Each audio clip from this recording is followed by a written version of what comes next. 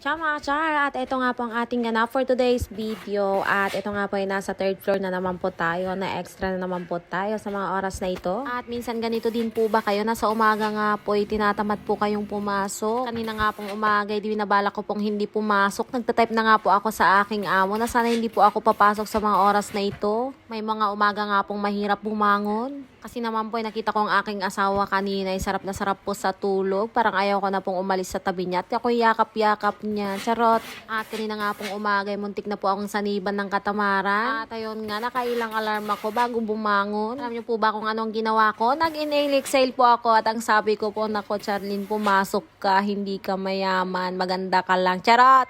At minsan nga po kailangan nating i-motivate ang ating sarili. Kailangan po nating magtrabaho kasi andyan po yung ating mga anak na umaasa po sa atin. Mga bayarin, gastusin at bilihin na nagtataasan.